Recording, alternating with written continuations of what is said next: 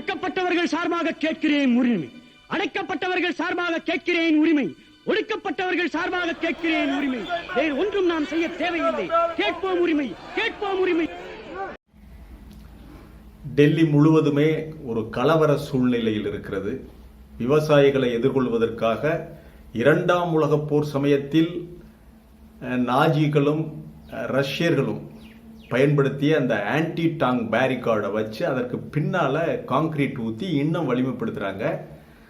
அதுபோக முள்கம்பி, சுருள் முள்கம்பிகள் வச்சிருக்காங்க. அதுவும் பத்தாதுன்னு ட்ரோன்கள் வச்சு, ட்ரோன்கள் போய் மேலே பறந்து கண்ணீர் புகை குண்டுகளை வீசுறாங்க. பரவாயில்ல, அந்தளவு பயம் இருக்கா? கை வச்சு பாரு இவிஎம் மிஷினில் என்ன நடக்குதுன்னு பார்க்கலாம். இந்த விட பயத்தோடு இருக்கீங்க. விவசாயி எந்திரிச்சிட்டார்ல, கேட்கறதுக்கு நாதி இல்லைன்னு நீங்கள் பண்ணுறீங்களோ? சரி, அந்த அளவுக்கு விவசாயிகளுக்காக இவ்வளவு விவசாயிகளை பார்த்து பயந்து இவ்வளவு தூரம் பண்ணிக்கிறீங்கள பாதுகாப்பு, இதுவே விவசாயிகளுக்கு ஒரு வெற்றி தான்.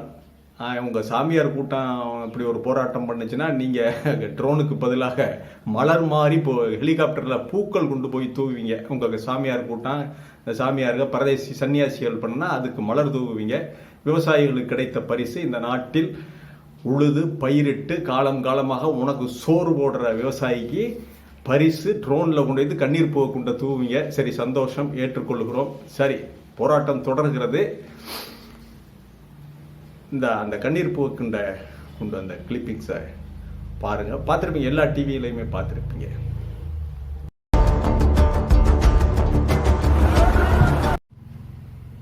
நண்பர்களே, இது பேச்சுரிமை சேனல் வாய்ஸ் ஆஃப் தமிழ் பத்திரிகை வழங்குகிறது.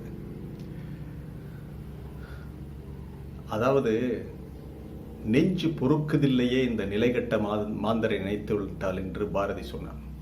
அது மாதிரி நெஞ்சு நமக்கு பொறுக்கலை. விவசாயிகள் குளிரில் இரவும் பகலும் அங்கே நின்று போராடுறாங்க, நம்மெல்லாம் கலந்துக்கிற முடியலையே என்ற ஒரு வேதனை. நம்முடைய சேனல் சார்பாக நம்முடைய காணொளிக்கு சப்ஸ்கிரைப் செய்திருக்கின்ற, பார்த்து கொண்டிருக்கின்ற நம்முடைய நேயர்கள், அன்பர்கள் அனைவரின் சார்பாக விவசாயிகளுக்கு வாழ்த்துக்களை தெரிவித்துக் கொள்வோம். அவர்களுக்கு பக்கபலமாக நிற்போம். நம்முடைய சேனலுக்கு உங்களுடைய ஆதரவை கோருகிறேன். மறக்காமல் சப்ஸ்கிரைப் பண்ணுங்க, பெல் பட்டன் அழுத்துங்க. இந்த காணொளியை அதிகமாக ஷேர் பண்ணுங்க, தயவு செய்து அதிகமாக ஷேர் பண்ணுங்க. நிறைய விஷயம் இதில் சொல்ல போறோம், பேச போறோம். அதிகமாக ஷேர் செய்யுங்கள். அதிகமாக இது சென்றடைய வேண்டும். பிடித்திருந்தால் லைக் செய்யுங்கள், மறக்காமல் கமெண்ட் செய்யுங்கள். சரி, இப்போ நிகழ்ச்சிக்குள்ள போவோம். இந்த கொரோனா காலகட்ட பீரியட்ல பல்வேறு கதைகள் நாம் பேசிக்கிட்டோம். இயற்கையான காய்கறிகளை தவிர்த்து நாம செயற்கை உணவுகளை சாப்பிட்றோம், அதனால தான் இந்த கொரோனா வந்தது அப்படின்லாம் நம்ம பேசணும். அதில் ஒரு பகுதியாக நான் என்னுடைய நண்பர் அமெரிக்காவில் இருக்கிற நியூயார்க் நகரம், அந்த மாதிரி பகுதிகளில் இருக்கிற ஒரு பகுதி, அதில் இருக்கிற என்னுடைய நண்பர்கிட்ட பேசினேன். அங்கே எப்படி நீங்கள் இப்போ இந்தியாவில் நம்ம கிராமப்புறங்களில் எங்கேயுமே ஒரு வீட்டில் கீரை தூவி, கீரை பாவி, அதை எனக்கு 2 கட்டு வச்சுக்கிட்டு மீதி ஒரு 10-20 கட்டு கீரைன்னு கொண்டு வைத்து தெருவில் விற்கலாம். அந்த மாதிரியெல்லாம் நியூயார்க் நகரத்தில் உங்கள் ஊரில் கிராமப்பகுதியில் விற்க முடியுமா அப்படின்னு கேட்டேன். அதற்கு அவர் சொன்னார், பிடிச்சி உள்ளே வச்சுருவாங்க. நம்ம சென்னையில் விற்கிறது மாதிரி கீரை அரைக்கீரைலாம் விற்க முடியாது. அதை கார்பரேட் தான் விற்க முடியும். நீங்கள் வேணால் இப்போ கீரை போட்டு பிடுங்கி சாப்பிடலாம், வெளியில் விற்கக்கூடாது. ஏன்னா அது கார்பரேட் தான் விற்க முடியும். அப்படின்னா என்ன? கிட்டத்தட்ட 10,000 ஏக்கர்கள் 20,000 ஏக்கர்கள் தான் இங்கே விவசாயிகள் நிலம் வச்சுருக்காங்க. கார்பரேட் விவசாயம் தான். சரியான உரம் அது இதெல்லாம் போட்டு பல 100 டன், பல 1000 டன் உற்பத்தி பண்ணுவாங்க. அதை மார்க்கெட்டுக்கு அந்த டேப் சுற்றி கம்பெனி பேர் போட்டு கீரை கட்டவங்க பண்ணுற வேலை பாருங்கள், கொண்டாந்து விற்பான். அது இவர்கள் தான் செய்ய முடியும். ஆகவே அவன் கொடுக்கறது தான் வாங்கி திங்க முடியும். பிறருக்கு பயன்படுமே என்று குறைந்த விலையில் நீங்கள் விற்கக்கூடாது. அதுதான் இந்தியா. அப்போ எவ்வளவு பெரிய அளப்பரிய அருமையான அற்புதமான ஜனநாயகத்தையும் சுதந்திரத்தையும் நம்முடைய காலம் காலமாக நின்று நிலைத்து விளங்க நம்முடைய முன்னோர்கள், சுதந்திரம் பெற்று தந்த முன்னோர்கள், நேரு, ஜவஹர்லால் நேரு, காந்திஜி போன்றவர்கள் எல்லாம் இதை உருவாக்கி செப்பனிட்டு சென்றிருக்கிறார்கள். அவர்களுக்கு இந்த நேரத்தில் அவர்களை நாம் எண்ணி பார்க்க வேண்டும். சரி, இந்த மோடிக்கு இந்த விவசாய சட்டத்தில் என்ன இருக்கிறது, ஏன் விவசாயிகள் எதிர்த்து போராடுகிறார்கள் என்று யாருமே இதுவரைக்கும் விளக்கமா சொல்லல. அதுல என்ன அப்படி சட்டத்துல என்ன அப்படி கடுமையான சட்டம் இருக்கிறது என்று நாம் அதை தெரிஞ்சுக்கிறோம் இல்லையா? இதுக்கெல்லாம் காரணம் மோடிக்கு யார் கொடுத்த ஐடியானா, இது மட்டுமல்ல, எல்லாமே கொடுக்கிற ஐடியா இந்த அமெரிக்க வாழ் இந்தியர்கள் இருக்காங்க, நாதாரி பயிலுக, அந்த NRI நாதாரிகள் பண்ற வேலை. அமெரிக்க பேட்டர்ன் அப்படியே இம்ப்ளிமெண்ட் பண்ணணும் இந்தியாவில்.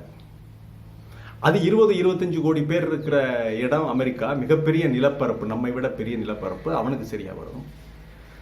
140 கோடியை நெருங்கி கொண்டிருக்கின்ற இந்திய ஜனத்தொகையில் நம்ம இப்படி பண்ணுனா இது சரியா வருமா? இது இன்னொரு விஷயம் சொல்றேன். சரண் சிங் இதுல சொல்ல வேண்டியிருக்கு. இன்றைக்கு பாரத ரத்னா விருது வாங்கியிருக்கு, கொடுக்கப்பட்டிருக்குல்ல சரண் சிங், அவருக்கு பாரத ரத்னா விருது கொடுக்கறதுக்கு இவனுங்க யாரு? இப்ப இருந்தாருன்னா அவர் தூக்கி போட்டு உடைச்சிருவார். ஆமா, சரண் சிங் அவர்களுக்கும் நேரு அவர்களுக்கும் ஜவஹர்லால் நேரு அவர்களுக்கும் ஒரு வாக்குவாதம் வந்தது இந்த விவசாயிகள் பிரச்சனை சம்பந்தமாக பார்லிமெண்ட்ல. நேருஜி சோவியத் ரஷ்யாவுக்கு போயிட்டு வந்திருக்காரு. வந்தவர் அங்கே இருக்கின்ற கூட்டுப்பண்ணை முறைகள், சோசியலிச இந்த கட்டமைப்பெல்லாம் பார்த்துவிட்டு பாராளுமன்றத்தில் ஒரு விவாதத்தை தொடங்கி வைக்கிறார்.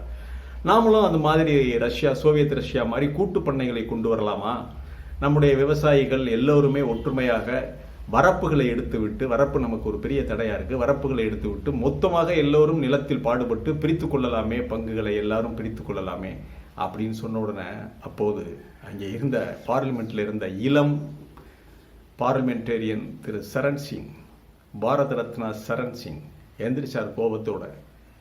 ஒவ்வொரு இந்தியனும் துண்டு துக்காணி நிலங்களை வைத்திருப்பவன், அவன் தன்னுடைய நிலத்தை தன்னுடைய ஆன்மாவாக உயிராக பார்க்கிறான். தயவு செய்து நேரு அவர்களே, இந்த விஷ பரீட்சை இங்கு செய்ய வேண்டாம். அது அவனுடைய ஆன்மாவோடு உயிரோடு இரண்டர கலந்தது நிலம் என்பது. நிலத்தை தனக்கு உணவிடும் தாயாக நினைக்கிறான், ஆகவே இதில் கை வைக்காதீங்கன்னாரு நேரு. இல்லை, நான் உங்கள்கிட்ட கருத்து கேட்டேன், அது சரியில்லை என்றால் விட்டுவிடுவோம் என்று அதோட அவர் கடந்து போய்விட்டார். இது நடந்த விஷயம். சரி, இப்ப அடுத்த விஷயத்துக்கு வருவோம். ஏன் விவசாயிகள் இப்படி எதிர்க்கிறார்கள்? நாம் ஏன் பேசாம இருக்கிறோம்? ஏனென்றால் ஒரு வித்தியாசம் இருக்கு. பஞ்சாப் ஹரியானா விவசாயிகள் பெரிய நிலப்பரப்பு, ஆனால் குறைந்த மக்கள் தொகை. அவங்களுக்கு 10 ஏக்கர் 20 ஏக்கர் 30 ஏக்கர் 40 ஏக்கர்லாம் சர்வசாதாரணம். அவங்க விளைவிக்கிற கோதுமை என்பது 500 மூடை 600 மூடை 200 மூடை 100 மூடை அப்படி விளைவிப்பாங்க கோதுமை, இந்த தானியங்கள். இப்போ இந்த சட்டம் என்ன சொல்லுதுன்னா, இப்போ நான் ஒரு விவசாயி, எனக்கிட்ட ஒரு 10 ஏக்கர்லாம் நான் என்னுடைய அது செலவு அதெல்லாம் போக 100 மூடையை வீட்டில் வச்சுருக்கேன் நெல்லை. சரி, விலை ஏறட்டு நம்ம விற்கலாம். ஏன்னா உழுத கூலி, டிராக்டர் செலவு, அறுப்பு மிஷினுக்கு கொடுத்தது, களை எடுத்தது, களைக்கொல்லிக்கு உரம் போட்டது, தண்ணீர் பாய்ச்சினது, அது இது எல்லாம் சேர்ந்து வைக்கோல் விட்டுறது எல்லாமே கட்டுப்படியாகல. சரி, கொஞ்சம் புது நெல்லுக்கு விலை கம்மியாக இருக்கும், பழைய நெல்லுக்கு அதிகமாக விலை கிடைக்கும், இதுதான் உலக வழக்கம். சரி, வச்சிருக்கலாம்னு சொல்லி 100 மூடையை வச்சிருந்தா, மோடியினுடைய புதிய விவசாய சட்டம் என்ன சொல்லுகிறது என்றால், நான் ஒரு பதுக்கல்காரன், உடனே அரெஸ்ட் பண்ணிடுவாங்க. அரெஸ்ட் பண்ணி இந்த 100 மூடையும் பறிமுதல் பண்ணி அரசு எடுத்துக்கொள்ளும். அப்ப இதுல இருந்து ஏன் நான் தப்பிக்கிறதுக்கு அவனே வழி சொல்றான். அப்படின்னா நீ அதானி கிட்டயே, அம்பானி அந்த மாதிரி பெரிய நிறுவனங்கள், கார்பரேட் நிறுவனங்களிடம் விற்பதாக ஒரு ஒப்பந்தம் போட்டுக்கொண்டு அந்த சர்டிபிகேட்டை வீட்டில் வச்சிரு. அந்த சர்டிபிகேட்டை காட்டினா நான் உன்னை விட்டுருவேன். சாரி, நான் உன்னைய விட்டுறேன். அதாவது அவர்கள் கம்பெனி ஆரம்பித்துக் கொள்வார்கள். காலம் காலமாக நாம் உழைத்து வீட்டிலே வைத்திருக்கின்ற நெல்லை குஜராத் முதலாளிகள் எளிதாக கம்பெனி ஆரம்பிப்பார்கள். அவர்கள்ட்ட நாம கப்பம் கட்டணும், இல்லை அடிமை சாசனம் எழுதி கொடுக்க வேண்டும். இது மோடியினுடைய சட்டம், இப்ப கொண்டு வந்திருக்க விவசாய சட்டம். இதுதான், இதை எதிர்த்து தான் போராடுகிறார்கள். அப்படின்னா நம்ம ஸ்டாக் வைக்க முடியாது, வீட்டில் விலை ஏறட்டுமே என்று காத்திருக்க முடியாது. விளைவிக்க, ஒரு நெல்லை விளைவிக்க, கோதுமையை விளைவிக்க விவசாயிக்கு உரிமை இருக்கும்போது அந்த விவசாயி வைத்திருப்பதற்கு உரிமை இருக்காதா? உரிமை இல்லையா? வியாபாரி ஒரு 1000 மூடை 10,000 மூடை பதுக்கி வச்சிருக்கான்னா அவனை கேளு. என்ன அவன் என்ன சொல்றான்? ஒன்று மில்லில் இருக்கணும், அரவை மில்லில் இருக்கணும், அரவைக்காக மில்லுக்கு போயிருக்கணும். இப்போ அரிசிக்கும் போட்டிருக்காரு ஜிஎஸ்டி. அது வர்ற 16ஆம் தேதி ஆர்ப்பாட்டம் இருக்குது. அதன் பிறகு அவர் எப்படி என்ன அப்படிங்கிறத அதை கிளிப்போம், திருப்பி அதை பார்க்கலாம். இதுதான் இந்த விவசாய சட்டம் தான் பதுக்கல் சட்டமாக விவசாயிகளை உள்ளே தள்ளிவிடும், பயமுறுத்தும். ஈடி எப்படி சேலம் விவசாயிகள் 2 பேரை அந்த ஈடி பாடாப்படுத்திட்டாங்கல்ல. சட்டம்ங்கிறது பார்க்கும்போது சாதாரணமாக தெரியும், ஆனால் அது செயல்பட ஆரம்பித்தால் தாங்க முடியாது. ஏன்னா விவசாயிக்கு சட்ட அறிவு கிடையாது. எளிதாக விவசாயி பாரதிய ஜனதா கட்சிக்காரனும் அடிமையாகி விடுவான். சரி, எனக்கு அந்த 2 ஏக்கர் 1 ஏக்கர் எழுதி கொடு, நான் காப்பாற்றுறேன். தினமூட நெல் கொடு, காப்பாற்றுறேன். உங்கள் சர்டிஃபிகேட் வேணுமா? சரி, நான் அதானிக்கிட்ட இருந்து அந்த அதானியுடைய சர்டிஃபிகேட் நான் வாங்கி வச்சுருக்கேன் மொத்தமாக. சரி இந்த வாங்கி ஒரு 10,000 ரூபா கொடுத்துட்டு வாங்கிட்டு போ, 20,000 கொடுத்துட்டு சர்டிஃபிகேட்டை வாங்கி வச்சுக்க. இப்படியெல்லாம் லஞ்சம் விளையாடும். சரி, விசாரிக்க வருகிற 100 மூடை இருக்குன்னு வர்ற போலீஸ் அதிகாரிகள், தாலுகா தாசில்தார்கள் அவர்களும் பேரம் பேசுவார்கள். இது என்ன ஒட்டுமொத்தமாக லஞ்சத்திற்கு வழிவகுக்கும். விவசாயி நிம்மதியாக தூங்க முடியாது, விவசாயத்தை விட்டு வெளியேற வேண்டும். சரி, இதுல அமெரிக்க வாழ் என்ஆர்ஐகளுக்கும் இதற்கும் என்ன தொடர்புன்னு நான் சொன்னேன். இது ஒரு தொடர்பு இருக்கு அப்படின்னு சொல்லி கொஞ்சம் கொஞ்சமாக இந்த விவசாயிகளை ஈடி மாதிரி நெருக்கடி கொடுத்தால் அவர்கள் என்ன செய்வார்கள்? இன்னும் அதிகமான சட்டங்களை போட்டு, குறிப்பாக தனக்கு ஓட்டு போடாது, தான் காலூன்ற முடியாது பஞ்சாப் விவசாயிகள், ஹரியானா விவசாயிகளை நெருக்கடி செய்தால் என்ன செய்வார்கள்? அவர்கள் முதல்ல கடன் வாங்குவாங்க, அந்த கடன் அடைக்க இன்னொரு கடன் வாங்குவாங்க. அதன் பிறகு அதானுடைய கும்பல் வந்து பேரம் பேசுவான், கேட்பான், விலைக்கு கேட்பான் நிலத்தை. என்ன சரியான சமயத்தில் நாங்கள் இந்த இதை தர்றோம், அதை தர்றோம், அந்த விதை தர்றோம், இந்த இதை தர்றோம்னு நைஸாக வந்து உள்ள நுழைவான். நிலத்தை ஒரு விலை கொடுத்து எழுதி வாங்கி கொள்ளுவான். அதற்கு முன்பாகவே ஒரு கம்பெனியை ஆரம்பித்து ஒரு பெரிய கார்ப்பரேட், பஞ்சாப் கோதுமை கார்ப்பரேட் நிறுவனம்னு ஒரு கார்ப்பரேட்டை ஆரம்பித்து அதற்கு அமெரிக்க வாழ் இந்தியர்களான என்ஆர்ஐகளிடம் முதலீடுகளை கேட்பான். இதுதாங்க இப்போ புரிஞ்சுச்சா? விவசாயிகளுடைய நிலங்களை 10, 20, 30 ஏக்கர் 40 ஏக்கரை எல்லாம் மொத்தமாக வாங்கி கொள்ள வேண்டியது. அதையெல்லாம் வாங்கி சேர்த்து ஒரு 5000 ஏக்கர் 10,000 ஏக்கராக வளைத்து போட வேண்டியது அதானியும் அம்பானியும். அந்த வளைத்து போட்ட இதில் பெரிய மெஷினரிகளை கொண்டு வரப்புகளை எடுத்து விட்டு ஒரேபடியாக உழுது என்ன கார்ப்பரேட் செய்கிற விவசாயத்தை அந்த விதைத்தன்மை, முளைப்புத்தன்மை நீக்கப்பட்ட வீரிய விதைகளை கொண்டு வந்து இந்த 10,000 ஏக்கரை போட வேண்டியது. வீரிய நம்முடைய பாரம்பரிய விதைகளை ஒழித்து விட்டு அந்த வீரிய விதைகளை கொண்டு வந்து போட்டு 10,000 ஏக்கர் 20,000 ஏக்கரில் போட்டுட்டு அதை சாகுபடி செய்து மக்கள் தலையில கட்டுவது. அவனுடைய ரிலையன்ஸ் இதையெல்லாம் வச்சுக்கிட்டு அதை விற்பான். இந்த 10,000 20,000 ஏக்கர் கம்பெனிகளை குஜராத்திகள் நடத்துவார்கள், அல்லது அவர்களுடைய இந்துத்துவா கம்பெனிகளை கூட நடத்துவார்கள். அதிலே அமெரிக்க வாழ் இந்தியர்கள், லண்டன் வாழ் இந்தியர்களான என்ஆர்ஐகள் முதலீடு செய்வார்கள். இந்த விவசாயத்தை இந்த விவசாய கம்பெனியினுடைய பங்குகளை பிரித்து விற்பாங்க. இப்போ புரியுதா? இது எங்கே போய் நிற்குது, எங்கே போய் நிற்கும்? இந்த மாதிரி பங்குகளை பிரித்து விற்று இப்போ விவசாயம் பண்ணுறதுல தங்களுடைய பணத்தை இங்கே முதலீடு பண்ணுறாங்க அமெரிக்க வாழ் இந்தியர்கள். அப்போ அவங்களுடைய இரும்பு கரத்துக்குள், அந்த சனாதன பிடிக்குள் போய் இந்திய விவசாயம் சிக்கிக்கொள்ளும். இப்போ முதல் பாதிப்பு பஞ்சாப் ஹரியானாவுக்கு. ஏன்னா அவன் தான் 20-30 ஏக்கருக்கு மேலே தான் எல்லாம் வச்சுருக்கான். 20 ஏக்கர் 30 ஏக்கர் எல்லார் வீட்லேயுமே டிராக்டர் இருக்கும், மாடர்னான எந்திரங்கள்லாம் இருக்குது, பண்ணுறாங்க. இப்போ என்ன, நீ பதுக்கக்கூடாது.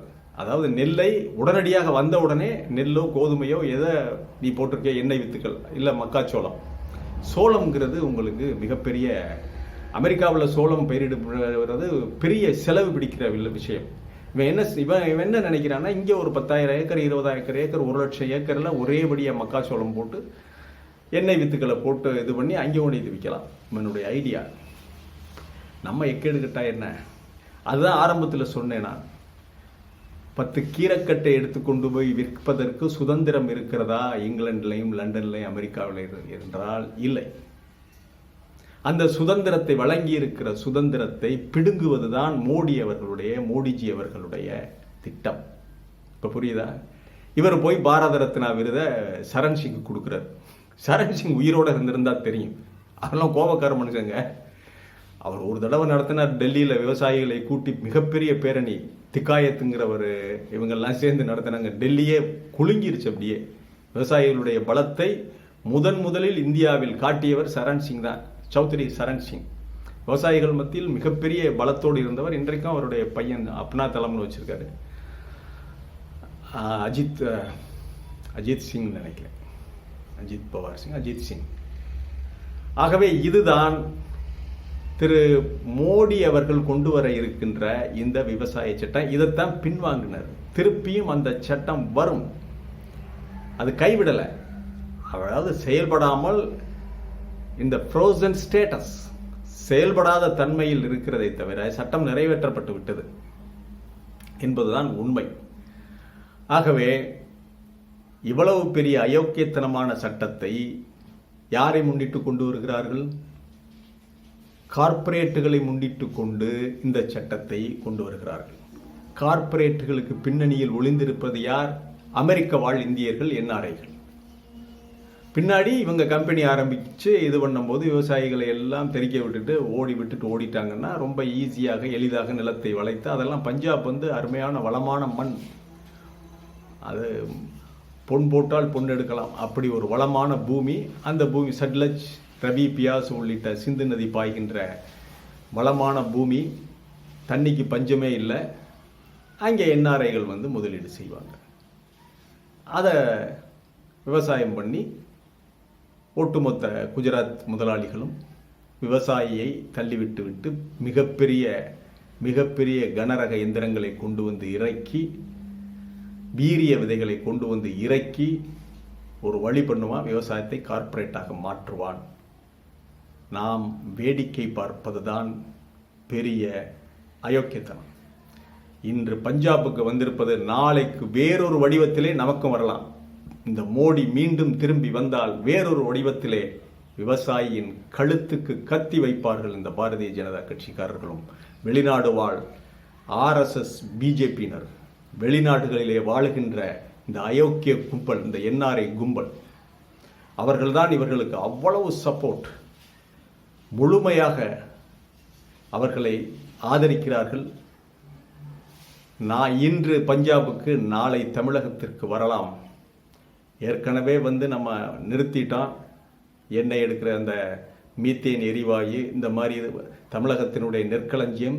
தஞ்சாவூருக்கு வந்தாங்க சுரங்கம் தோன்றதுக்கு, மீத்தேன் வாயு எடுக்கிறதுக்கு, எல்லாம் நிறுத்தியாச்சு. என்ன இன்னொரு சட்ட வடிவில் வருவாங்க. இடி ரைடு பண்ணது மாதிரி ஒவ்வொரு வீட்டையும் பயமுறுத்துவான், ஒவ்வொரு விவசாயியும் பயமுறுத்தி எளிதாக உள்ளே நுழைவான். இப்ப பயந்திருக்கிறது யாரு? நீ ஈடியை விட்டு பயமுறுத்துன விவசாயிகள், அப்பாவி விவசாயிகள். இந்த அப்பாவி விவசாயிகள் மாதிரி லட்சக்கணக்கான விவசாயிகள் அங்கே திரண்டுட்டா இப்ப பயப்படுறியா? டெல்லிக்கு வர்றதுக்கு துணிஞ்சிட்டான் விவசாயி. இது நாடு முழுவதும் இருந்து டெல்லியை நோக்கி படையெடுத்தால் என்ன ஆகும் உங்க நிலைமை? யோசிச்சு பாருங்க. இவிஎம் மிஷினுக்கெல்லாம் கை வச்சிங்க. இவிஎம் மிஷின்ல இதுலலாம் தொட்டு ஏதாவது பண்ணலாம்னு நினைச்சிங்க, மக்கள் பொங்கி எழுவார்கள். கோடிக்கணக்கான மக்கள் டெல்லிக்கு வந்துடுவாங்க. ஒழுங்கா நடத்தணும் தேர்தல. தெரியுதுல்ல விவசாயி எப்படி வருவான்னு? ஆகவே இதுக்கு மேல என்னத்தை பேசுறது? டெல்லி சென்று கலந்து கொள்ள முடியவில்லை என்ற ஒரு ஆதங்கம் எனக்கு. நன்றி, வணக்கம்ப்பா.